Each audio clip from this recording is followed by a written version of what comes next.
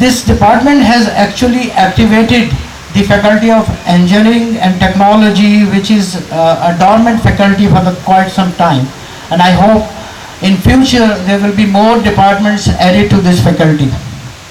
On this occasion of the inauguration of this building, I think these efforts goes to the chairperson or in charge, Dr. Shagufta, and I know and everyone else know it very well that she is a very hard-working, dynamic lady, and all the efforts she has made as a lady, we all appreciate that.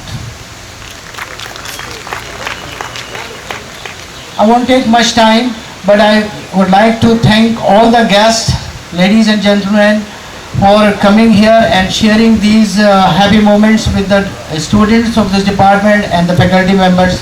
Thank you very much.